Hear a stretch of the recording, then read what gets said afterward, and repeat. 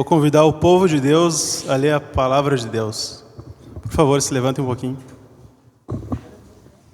2 Timóteo 3,14. O pastor aqui é mais alto que eu tenho que ficar organizando isso aqui. Deixa eu me organizar um pouquinho melhor. Pronto. 2 Timóteo 3,14.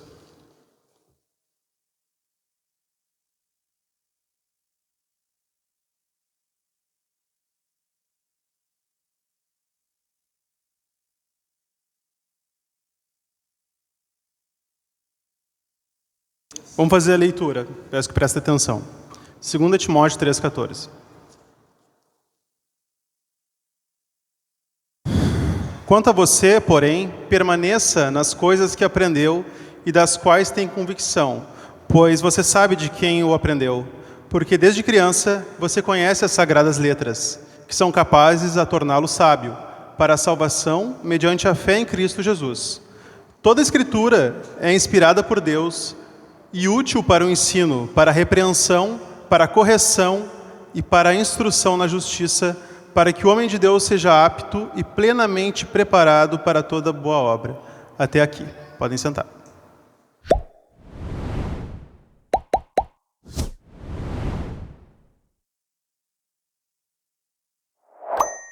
Hoje a gente vai começar uma série comemorativa dos 506 anos da Reforma Protestante.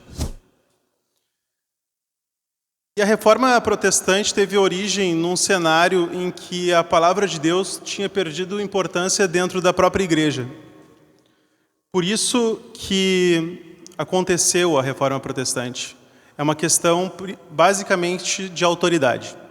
De qual é a autoridade do texto bíblico para a nossa vida e para regular a nossa própria fé. Então nós nos identificamos como uma igreja reformada.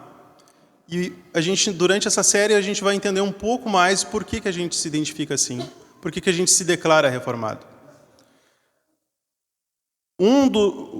A gente vai conversar sobre 5 solas. O primeiro sola é o sola Escritura. O que significa sola? Sola significa somente, né? E Escritura, a palavra de Deus. Então, hoje a gente vai falar especificamente sobre esse sola, que é o sola Escritura, tá? Que significa somente a Escritura. Somente por quê? Porque somente a Escritura tem autoridade para falar quem é Deus, como Deus nos salva, como que Ele se relaciona com o seu povo. É isso que nós cremos, por isso que nós declaramos só a Escritura. Tá? Então, tudo que a gente precisa para a nossa salvação, para a nossa vida, para a nossa piedade cristã, para o nosso dia a dia, ele está na Escritura e a gente acredita nisso. Tá? Então esse é um combinado que a gente vai fazer. A gente vai ser crente e vai também dizer tudo que eu preciso para a minha vida cristã está na Escritura. Isso vai tirar o nosso pé de muitas armadilhas. Tá? Então estou fazendo só um en passant assim, né, para a gente começar. Se a gente declara e vive isso tem consequências práticas e nos livram de problemas de caminhada. Tá? O problema mais grosseiro que estava acontecendo lá na Igreja Católica era, por exemplo, a venda de indulgências, né? Então, isso, qualquer pessoa hoje, não sei se vocês achariam normal ter que pagar a indulgência, né? Então, isso todo mundo acha, bom, não faz nenhum sentido, né? Então, mas se a Igreja se afasta do texto bíblico, entram outros interesses, outras vontades que deturpam a vida da igreja e a vida em comunidade.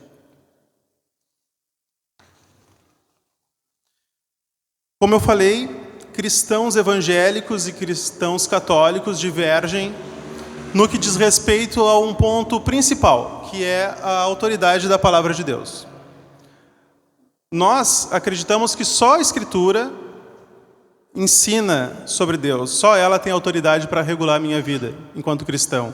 E ela se revela o próprio Deus vivo. É a própria palavra de Deus. Nós somos, por assim dizer, escravos do que diz a palavra de Deus. Qualquer ensino que for dado sobre Deus, que não está de acordo com a Escritura, eu posso simplesmente rejeitar. Isso é um desdobramento do sola Escritura.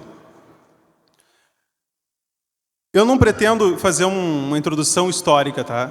Mas eu queria só contar uma cena da Reforma Protestante, que eu achei bem interessante quando eu estava estudando para conversar com vocês, que é a cena da dieta de Worms, ou Worms, enfim. Dieta significa uma audiência numa cidade de Worms, né? Que Lutero foi convidado a prestar contas, né? Imagina isso 500 e tantos anos atrás, não existia cristão evangélico. E ele leu um texto da Escritura, ele leu: o justo viverá pela fé. E aquilo mudou a vida dele. Aquilo mudou a realidade dele. Ele, até então, ele acreditava assim: poxa, estão me ensinando que a minha relação com Deus depende das minhas boas obras. E eu me conheço, eu vejo que eu não presto no final do dia. E ele se martirizava, ele morava num mosteiro. Imagina assim, a gente vive aqui, é trifácil pecar, né? Para mim é muito fácil. Imagina daí, não, eu vou para um mosteiro, vou tentar pecar menos, eu vou me esconder no mato, vou me esconder lá só com crente. Mesmo assim, ele notava que a vida dele era pecar, pecar, pecar, pecar. E ele, mas qual é a solução? Ele ficava muito tenso com aquilo, ele era uma pessoa que realmente queria cumprir as Escrituras. E ele não conseguia. E ele não conseguia, aquilo ali machucava muito ele. E uma vez ele leu: o justo viverá pela fé. Daí aquilo ali, imagina assim, poxa, agora eu entendi. Eu creio em Jesus, que tenho paz no meu coração. Não é por minhas boas obras. Isso aconteceu com ele. E daí ele pensou assim: poxa, agora essa mensagem eu tenho que contar para todo mundo. Eu tenho que contar essa mensagem para todo mundo. Eu tenho que contar para geral. Não vai ficar só comigo. Mas o Papa, mas me ensinaram diferente na igreja. Bom, não interessa. Eu estou lendo a Bíblia, está me dizendo que eu sou aceito pela fé. E é isso que eu creio. Mas o Papa, os concílios e o caramba diz totalmente o contrário. Então quem está errado é o Papa, o concílio e tudo mais, entendeu? Isso significa: eu vou me submeter à palavra de Deus. E daí ele escreveu diversos livros, ele escreveu diversos escritos. E isso é contra a doutrina da Igreja Católica. Isso é totalmente contra o que era ensinado naquele tempo. Então, ele foi chamado para essa tal de dieta de Worms, prestar contas. Colocaram numa mesa os livros dele e falaram para ele: tu vai te retratar do que tu escreveu aqui? Tu está falando contra a Santa Igreja Católica, né? Tu tá ensinando coisas que não estão de acordo com o que o Papa diz. E daí ele sentiu o peso daquele momento e titubeou na hora. Assim. Ele, não, só um pouquinho, deixa eu pensar um pouco, deixa eu elaborar essa resposta, né? Ele pensou numa evasiva, assim: vou dizer não, olha só, se eu for negar tudo, tem parte aqui que vocês concordam comigo também. Mas ele, não, só um pouquinho, me deixa descansar. Daí pediu 24 horas. No outro dia, está lá a tal da audiência, autoridades eclesiásticas, autoridades da igreja e também do mundo civil, né? Fizeram a mesma pergunta: tu concorda com o que está tudo escrito aqui ou tu vai te retratar? Essa é a tua oportunidade da gente não te excomungar, ninguém te matar, né? Tá agora, vai lá, te retrata. E daí ele tem uma resposta que eu vou ler para vocês. E um detalhe é que ele leu em língua alemã. E todo mundo falava com ele em latim. Quando ele falou em alemão, ele não estava mais falando para o Papa, ele estava falando para o povo. Então ele leu na língua do povo isso que eu vou falar para vocês. A menos que possa ser refutado e convencido pelo testemunho da Escritura e por claros argumentos, visto que não creio no Papa, nem nos concílios, é evidente que todos eles frequentemente erram e se contradizem. Estou conquistado pela Santa Escritura, citada por mim. Minha consciência está cativa à palavra de Deus. Não posso e não me retratarei, pois é inseguro e perigoso fazer algo contra a consciência. Essa é a minha posição. Não posso agir de outra maneira. Que Deus me ajude. Amém. Ele fala assim: eu não vou me retratar. Minha mente está cativa. Eu sou escravo da palavra de Deus. Vocês sabem que vocês estão indo contra a palavra de Deus. E ele termina pedindo: Deus me ajuda. Nesse sentido, o bicho vai pegar, né? Termina reconhecendo que ali ele estava declarando uma certa guerra, né? Nesse sentido. Ele queria, no final das contas, não uma simples oposição. Ele não era um monge revoltado. Ele amava a palavra de Deus. Então, dessa narrativa que a gente leu do que ele falou, a gente pode trazer uma aplicação, que a gente tem que se conformar à palavra de Deus. Julgar, medir as coisas pela regra da palavra de Deus. Bom, está de acordo com a palavra ou não está? Entendeu? Se o ensino não está de acordo com a palavra de Deus, rejeita e sujeita-se à penalidade. O que eu quero dizer com isso? Hoje em dia, a gente também está num mundo secular que a gente afirmar certas verdades da palavra de Deus nem sempre é amigável, entendeu? Nem sempre é amigável. Só que a gente foi chamado para ser o sal da terra, né? Não o açúcar da terra. A gente não está aqui para tanto super agradar nesse sentido, né? A gente é fiel à palavra de Deus. Lutero tem uma outra frase que é muito bacana, que ele diz assim: a verdade a qualquer custo, a paz, se possível. Nesse sentido, ele estava muito mais firmado na verdade do que manter uma boa aparência, entendeu? Ele não estava nem aí. Ele estava, sim, aí, né, nesse sentido, para a palavra de Deus. Bom, vamos me julgar, vamos achar que eu não estou batendo bem. Ele não se preocupa com o que o Papa vai pensar. A gente também não tem que se preocupar com o que o Papa vai pensar, o que os amigos vão pensar. A gente tem que ser fiel à palavra de Deus. Obviamente, com amor.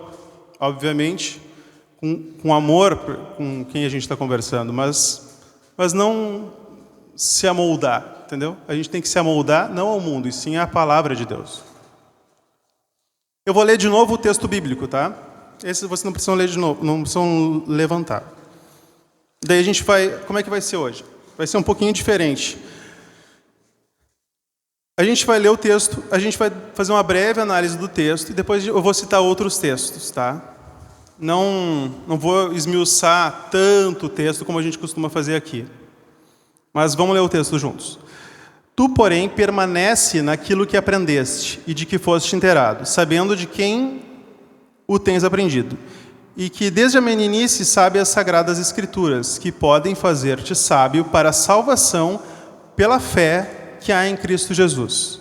Toda a escritura é divinamente inspirada e proveitosa para ensinar, para redargir, para corrigir, para instruir na justiça, para que o homem de Deus seja perfeito e perfeitamente instruído para toda boa obra. Pode me alcançar água, por favor?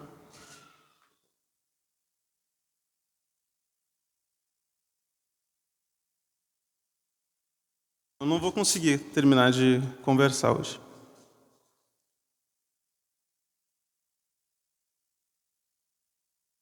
Permanecer naquilo que foste instruído. Vamos lá. Tu, porém, permanece naquilo que aprendeste.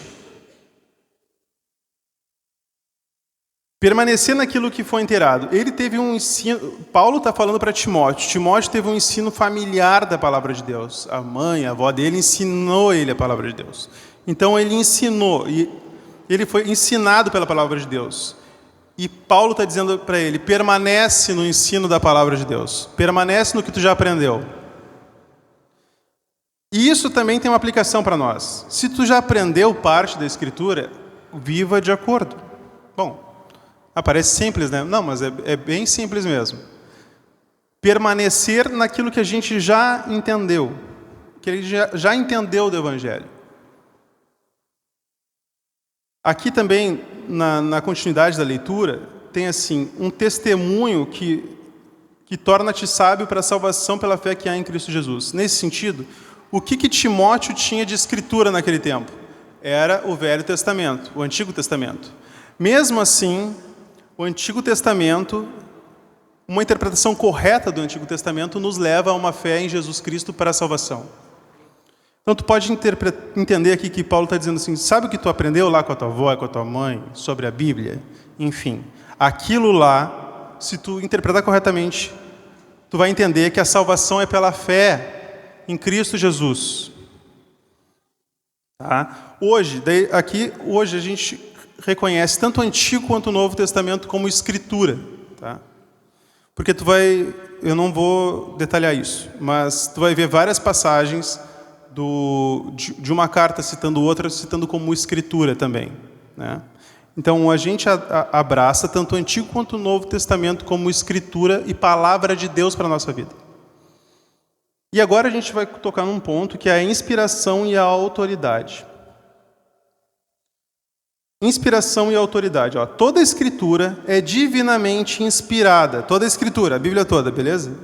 É divinamente inspirada por Deus. Não há nenhum outro material de acessar a vontade de Deus divinamente inspirado ao lado da Escritura. Entendeu? Então, por isso que a gente diz, somente a Escritura. Divinamente inspirado.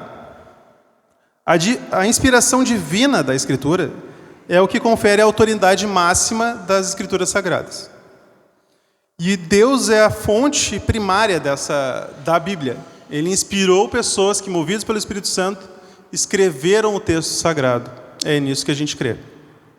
Por isso que a gente submete a Bíblia e, indiretamente, ao próprio Deus que inspirou a Bíblia. Aqui também diz assim, que ela é útil para ensinar. Vamos lá, útil para ensinar.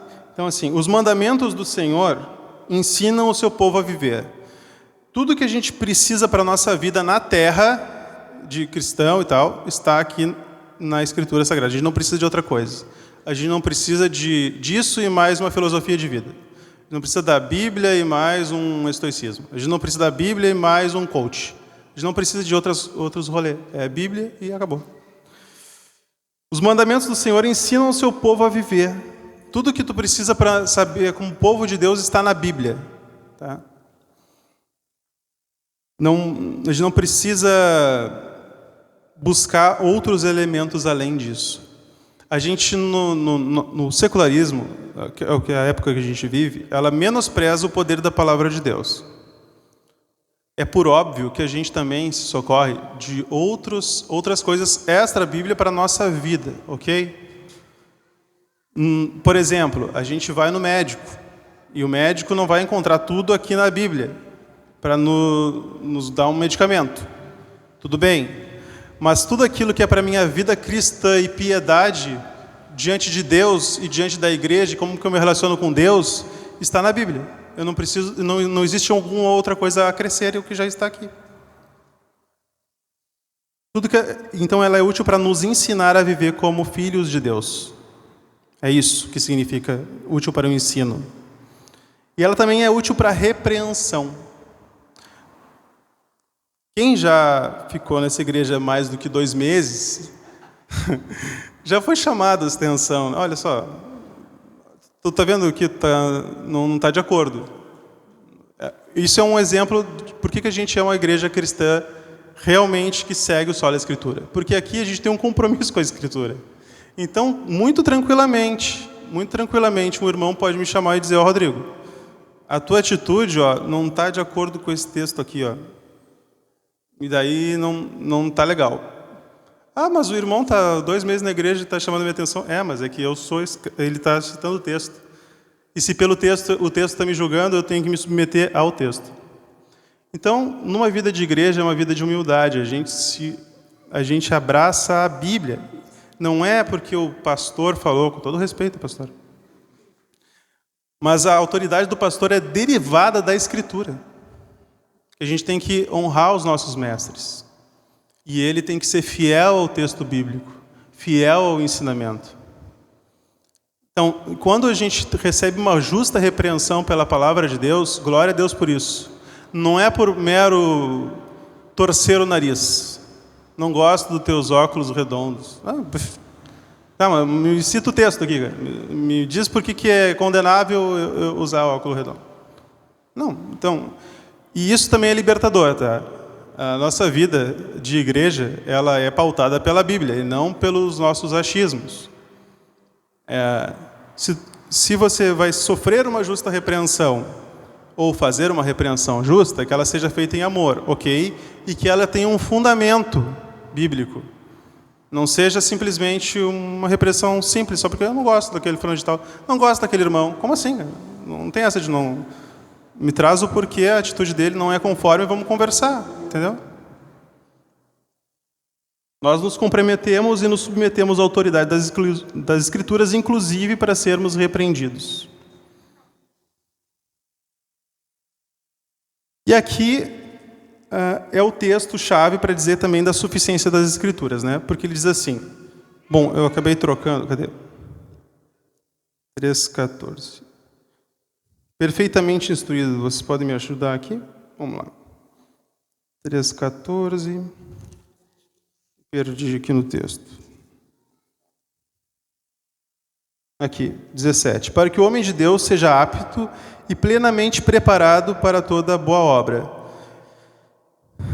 Plenamente preparado significa suficiente, né? A Bíblia é suficiente para nos ensinar tudo. Então, eu não preciso de outros textos de apoio e tudo aquilo que está além do texto, não parando de pé com o texto, eu rejeito.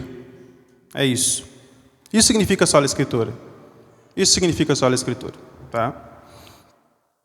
Assim como Lutero uma vez leu "O justo viverá pela fé". Pode botar o slide para nós, por favor.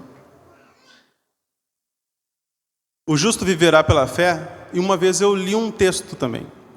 E isso mudou também a minha vida. Uma vez. E foi esse texto que está projetado aqui. Não sei se vocês conseguem ler, mas eu vou procurar aqui nos meus... Eu não sei se eu anotei em outro lugar. Romanos 10, 9. Se com a boca você confessar Jesus como Senhor e em seu coração crer que Deus o ressuscitou dentre os mortos, será salvo. Eu li isso numa Bíblia que eu ganhei da minha avó. Na contracapa dessa Bíblia que ela me deu, estava escrito lá: Deus é nosso refúgio e fortaleza. Socorro bem presente nas tribulações. E eu tinha passado por tribulações. E essa Bíblia empoeirada lá nas minhas estantes, enquanto eu estava com muitas tribulações emocionais, enfim, eu peguei essa Bíblia, porque eu já tinha lido só a contracapa, que dizia que era refúgio e fortaleza para as tribulações. Eu pensei, eu tenho tribulação, vou ler esse texto, pô. E eu caí nesse texto aqui. Se você confessar com a sua boca que Jesus é o Senhor e crer no seu coração que Deus ressuscitou dentre os mortos, será salvo. Pois com o coração se crê para a justiça e com a boca se confessa para a salvação. Como diz a Escritura, todo o que nele confia jamais será envergonhado. Já não há diferença entre judeus e gentios, pois o mesmo Senhor é Senhor de todos e abençoa ricamente todos os que o invocam, porque todo aquele que invocar o nome do Senhor será salvo. Eu li esse texto. Assim como Lutero teve um momento de uma epifania, não foi uma epifania, um brilhantismo da cabeça dele. O texto falou com ele. Eu fui alcançado pela Bíblia. Eu fui alcançado pela Bíblia. Eu fui alcançado por esse texto. A minha avó foi alcançada por outro texto. Eu acredito que muitos daqui podem pensar qual o texto que vocês foram alcançados. Deus não usa a eloquência do pregador. Em certa medida, para comunicar. Mas o poder não está nas minhas palavras de homem, está na palavra de Deus. A palavra de Deus, ela nos fere e ela nos diz: eu te escolhi, eu te amo. Deus tem esse poder pela palavra dele. É por isso que eu amo a palavra de Deus. Pensa qual foi o texto da Escritura que foi fundamental para a tua conversão. Se tu é um crente há mais tempo, talvez esse exercício faça sentido para ti, te traga um renovo. O nosso Deus é o Deus verdadeiro, e o Deus verdadeiro se revela pela Escritura. O Deus da Escritura, o Deus verdadeiro, se revela pela Escritura. A Bíblia é a revelação especial de Deus. Vocês podem ver os passarinhos, podem se encantar com os peixes, podem as obras de arte, tudo isso é bacana, revelação natural. Mas existe uma revelação que é fora não, agora eu vou te explicar. Vou te explicar quem eu sou. E daí ele só te explica isso no detalhe na Bíblia. Por isso que o texto bíblico, ele fere a nossa vida e ele intervém na nossa história. Ele nos alcança de forma poderosa. Hoje, como eu falei, a gente vai citar alguns outros textos. A gente conhece a Bíblia, conhece Deus da Bíblia pela Bíblia. E conhecer a Deus eu gosto de Salmos 9.10, que fala assim: em ti, pois, confiam os que conhecem o teu nome, porque em ti, Senhor, porque tu, Senhor, não desampara os que te buscam. Vou ler de novo. Em ti, pois, confiam os que conhecem o teu nome, porque tu, Senhor, não desampara os que te buscam. Quem conhece Deus, confia em Deus. Quem conhece Deus, confia. Você já pensou assim, vou apresentar o fulano de tal para o meu amigo, com certeza ele vai gostar. Já pensou assim, né? Vou levar o Jader lá no Érico, de certeza que o Érico vai curtir o Jader. Né? Mas imagina assim, mas será que eu posso confiar? Mas daí vai demorar um pouquinho. Né? Não, mas Deus não. Deus, tu conhece nele, tu confia na hora. Conheceu, confiou. Se tu não confia em Deus, tu é incrédulo, é porque tu não conhece a Deus. E se tu não conhece a Deus, vá para a Escritura e peça, te revela, Senhor, pela tua palavra. Eu vi um pregador falar que tu fala pela tua palavra. Vamos ler um outro texto. Como eu falei, a gente vai mudar um pouco a dinâmica hoje. Salmo 119, 7. Com um coração sincero eu te louvarei à medida que for aprendendo os teus justos ensinamentos. Com um coração sincero eu te louvarei à medida que for aprendendo os teus justos ensinamentos. Então assim, a letra, quanto mais tu lê, mais tu conhece o Deus da Bíblia. Não é assim, o cara agora quer só ler a Bíblia, esfriou no amor, não ama mais a Deus. Não é bem assim que está escrito. Está escrito aqui, eu te louvarei à medida que for aprendendo os teus justos ensinamentos.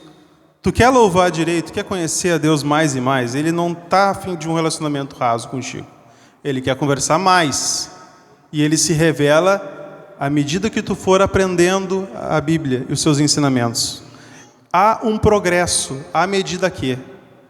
Está vendo? Há um progresso.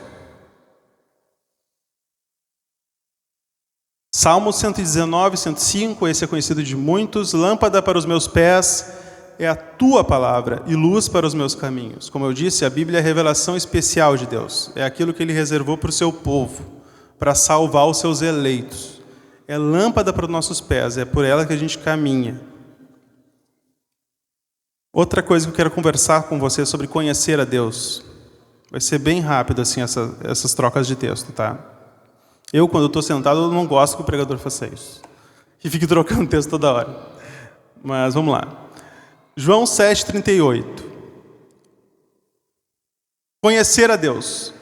E não adianta assim, tu vai lá numa roda no mundo. Daí tu fala assim, tu conhece Deus? Tu ama Deus? Tu gosta de Jesus? Como é que é Jesus para ti? Jesus é um cara legal. Eu acredito nele. Mas me explica mais. Quem é esse Jesus, né?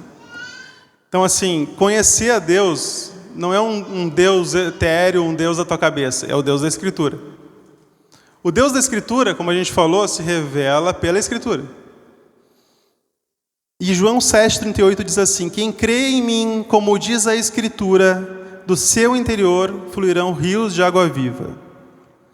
Crer conforme a Escritura, igual a enchimento do Espírito. Crer da forma correta é crer conforme a Escritura. Não é um carisma especial que alguma pessoa tem. Entendeu? Não é. Vai fluir rios de água viva, no sentido bíblico. Deus vai falar contigo ricamente. O Espírito Santo vai te encher ricamente, à medida que tu conhecer Ele conforme a Escritura se revela. Conforme a Deus se revela na Escritura. Não, isso é especial da gente entender. Quem crer em mim, como diz a Escritura, do seu interior fluirão rios de água viva.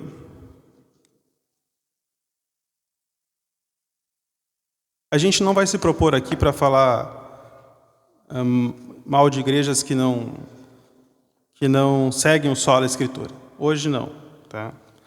Mas nem todo ajuntamento que se diz com música gospel é igreja. Igreja, a gente mede, todas as coisas a gente mede conforme a Escritura. A nossa fé, quem é Deus. Bom, essa igreja é bíblica ou não? Todas essas coisas tu mede conforme a Escritura. Não é conforme os números, não é quantas sedes tem, quantos membros, quantas pessoas levantaram a mão no último encontro. Se tu lê Apocalipse, tu vai ler que Jesus julga as coisas retamente e não segundo a gente, como a gente julga. Então, assim, a nossa igreja se compromete com a Escritura, e isso é valioso. É importante que você, na sua vida pessoal, também se comprometa com a Escritura. Diga, a Escritura é o que rege a minha vida. Um dia a gente vai ter que prestar contas. E a gente vai ter que prestar contas, inclusive, onde que a gente congregou. Bom, tu congregou numa igreja porque a música era bacana, né? Tá, mas era conforme a Escritura? Eu notei que não era conforme a Escritura e eu continuei indo lá porque, não sei, gostava das pessoas. É isso que tu vai explicar para Deus? Quanto homem, tu conduziu a tua família numa congregação que não levava a Escritura a sério, não era o centro? Isso não é um debate para tu ganhar com quem está conversando, é algo que tu vai prestar contas.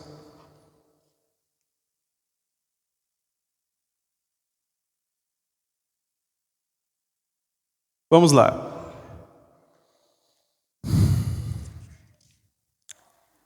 Ok, somente a Escritura. Me dá um panorama da Escritura. Escritura, todo mundo cita a Escritura. Tu vai numa igreja evangélica, a gente cita a Escritura. Todo mundo tem a Bíblia. Está indo na Bíblia, está indo na igreja, estão lendo a Bíblia, tudo bem. Já viu alguém falar assim? Pelo menos está indo na igreja. Lá tem uma Bíblia, a pastora vai de 15 em 15 dias e fala por revelação. Tudo bem, não vamos julgar. Entendeu?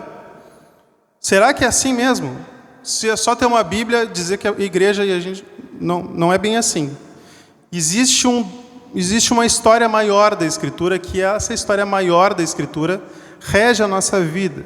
E isso seria interessante se essa história básica, a gente entendesse a história básica da Bíblia, para que isso fornecesse beleza, é isso que vai ajudar a minha vida prática, entendeu?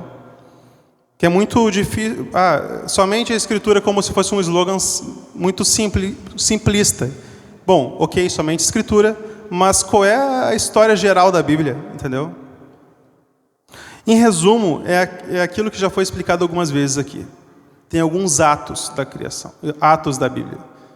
Essa Bíblia é como se fosse uma peça de teatro. Primeiro ato, criação de Deus. Deus criou tudo bom. Primeiro ato de uma peça.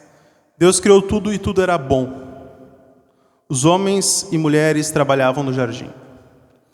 Ato 2 da peça. Rebelião no reino.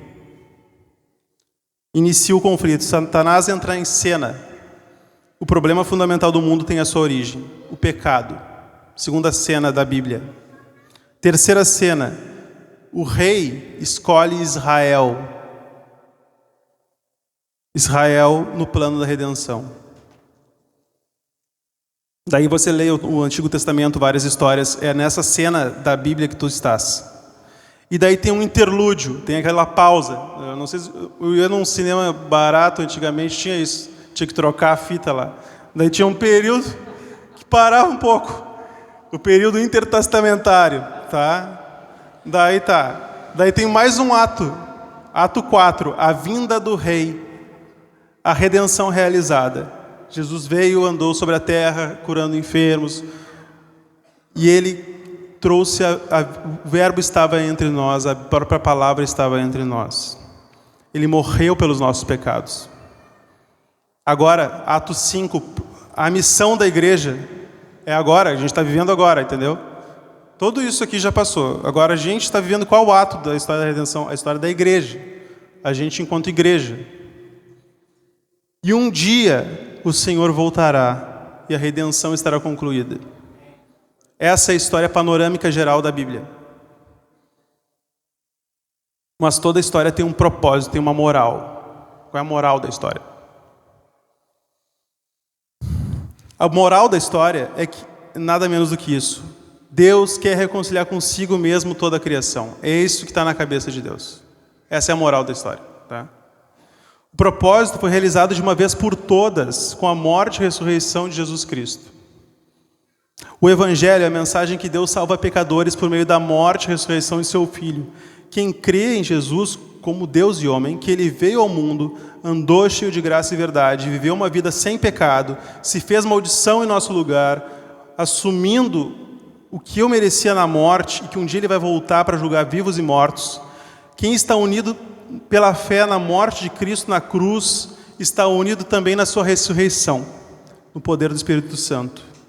Jesus assumiu a responsabilidade pela minha e pela tua vida. Hoje o Kevin não está aqui, mas ele costuma no futebol toda hora falar, deixa para mim, passa a bola para mim. Jesus fez isso de uma forma maravilhosa. Ele disse, é comigo, deixa para mim. Ele levantou a mão e fez isso. Quem joga futebol está entendendo o que eu estou falando. Talvez 3 ou 4. Eu ensino o Kevin, o Kevin não está. A obra da salvação é minha, do início ao fim, e Jesus disse isso. Bateu no peito, é comigo essa bronca, é minha essa obra. A salvação é minha, eu vou comprar os meus eleitos, é comigo.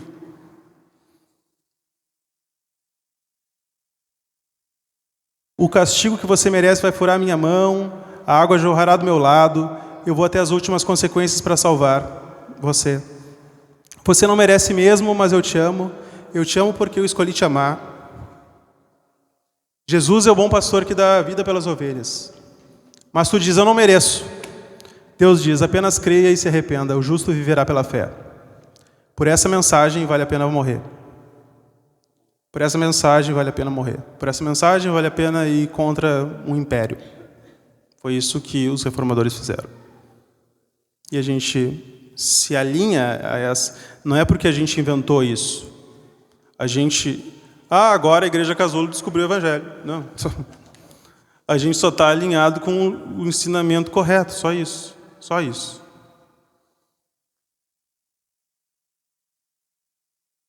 Sou cativo à palavra de Deus. Agora vamos trocar um pouco de assunto. Eu sou cativo à palavra de Deus, tá? Quem é escravo da Escritura não é escravo de outras coisas, tá? Então, se tu é escravo da Bíblia, da Escritura, do que ela diz, tu não mais vai ser levado pelo vento sobre as tuas próprias vontades, que deu na tua veneta, no teu coração. A tua racionalidade. A racionalidade é boa, só que ela vai até ali. Ela é limitada. As tuas paixões, os teus desejos, a opinião alheia. Bom, mas o fulano de tal não vai gostar. Um abraço. Né? As vãs filosofias, os conceitos, engenhosamente. Sabe? Enrolation. É. Crer na suficiência das Escrituras é libertador. Se os meus pensamentos, se os meus sentimentos, assim, eu sou crente, muitos de vocês também, vocês vão ler a Bíblia e vocês vão ver, eu não estou de acordo. Eu vivo com uma esposa, ela me mostra toda hora. Tu não está de acordo. Tu não está de acordo aqui, ó. Não está aqui de novo, ó. Não adianta eu brigar. Eu tenho que me submeter à palavra de Deus e à justa repreensão. Quem tem que mudar sou eu, não as Escrituras. Se a Bíblia diz que eu não tenho que mentir, eu não tenho que mentir. Se eu não tenho que ser preguiçoso, não vou fazer, entendeu? Eu tenho que me submeter à palavra de Deus. Tá, e qual é a função da igreja? A igreja não cria doutrina. Ela não cria nada nesse sentido. Mas o que ela tem que fazer? Ela tem que interpretar fielmente o texto. E é isso que a gente procura fazer aqui. É isso que você tem que procurar fazer na sua casa. Interpretar de forma fiel. Para começar, regras de gramática básicas. Entendeu? Não tem como interpretar diferente. Literalmente, sabe, as pessoas se esforçam para interpretar como o coração dela quer que seja. Se submeta ao que o texto diz. Se submeta. Isso é difícil? É difícil. Uma marca de uma igreja saudável é submeter à palavra de Deus. E não inventar novas doutrinas. Uma vez Paulo falou para Timóteo, esse mesmo que a gente leu ali. O que de mim ouviste, isso transmita a homens fiéis. E esses homens fiéis vão continuar transmitindo aquilo que eu te disse, porque ele era um apóstolo, né? Ele não disse assim, o que de mim ouviste, inventa algumas coisas que as pessoas escutem e vão achar legal, e daí quanto mais pessoas... Não, entende? Não. É o que ouviste, isso transmita aos fiéis que contem a mensagem verdadeira do Evangelho. Homens fiéis também significa fiel ao que está escrito, fiel ao texto.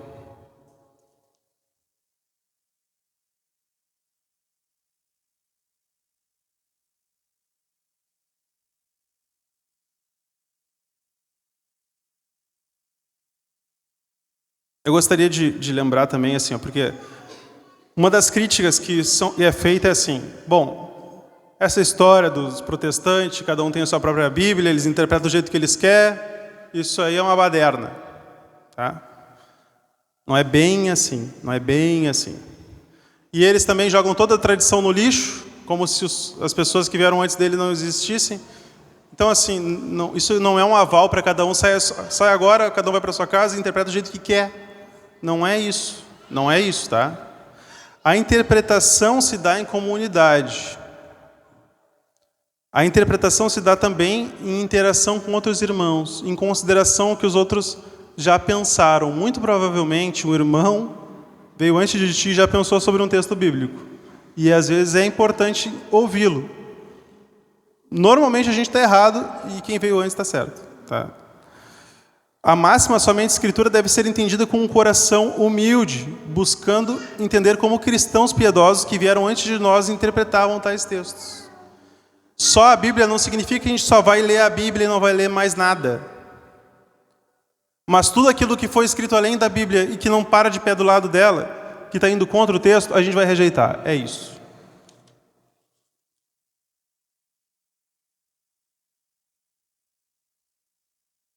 Indo para o final, a Bíblia é suficiente para o quê? Ela é suficiente... Ela não é suficiente para eu aprender a lutar jiu-jitsu. Eu vou ter que ir lá no Érico me ensina. Não, mas não está na Bíblia? Tu não falou que era... Não, só um pouquinho. A Bíblia é suficiente para tudo? Não, só um pouquinho. Tu está me ensinando um negócio. E não é coisa de Bíblia. Eu vou ouvir, entendeu? Mas o que ela é suficiente, afinal? Ela é suficiente para tudo que a gente precisa para a nossa vida e para a nossa piedade, para a vida como cristão. Tudo aquilo que ele quer falar com a sua igreja, ele disse pela Bíblia. Tá? Todas as promessas que ele queria nos dar estão na Bíblia, mas não precisa de particular revelação.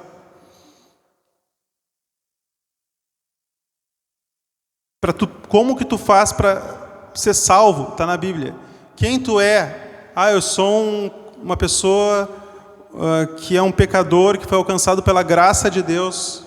Isso tu consegue interpretar só pela Bíblia. Não precisa de outras coisas. É para isso que ela é suficiente, para a tua vida cristã, para o teu relacionamento com Deus e para a tua vida de piedade. É para isso que ela se propõe a ser suficiente.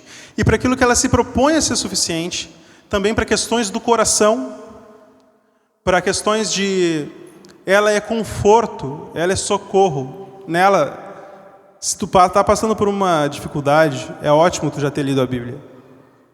E tu pensar, me relembra, Senhor, teus textos que me trazem alegria e esperança. É ótimo isso, pessoal. Isso é melhor do que muito conselho. Ela é suficiente para te trazer alegria, porque ela revela o Deus da paz. Vamos caminhar para as conclusões. Conclusão. A autoridade. Só a Escritura tem autoridade para revelar a Deus. Nela está toda a vontade de Deus para o seu povo. A autoridade é a da Bíblia para fazer tudo isso, tá? Revelar a Deus. Nela está a vontade de Deus para o seu povo. Ela é suficiente. Tudo o que precisamos para a nossa salvação, santificação para a nossa vida e piedade estão nas Escrituras. Outra aplicação. Ama as Escrituras. O Deus da Bíblia se revela na Bíblia. Então vocês têm que ter uma vida de amor ao texto, de leitura diária, de submissão às palavras. Outra, rejeita as fábulas. Rejeita tudo que não é da Bíblia, que está querendo te ensinar algo que a Bíblia ensina diferente. Rejeita, é lixo. Use a sua racionalidade de forma humilde. A interpretação da Escritura pressupõe humildade. Se dá em comunidade, em espírito de oração. Igreja fiel, avalie se o ministério em que você faz parte tem um compromisso real com as Escrituras. E a última conclusão é: Deus odeia a hipocrisia. Fujamos da hipocrisia. Se tu já entendeu uma parte da Bíblia, anda de acordo. É isso, meus amigos.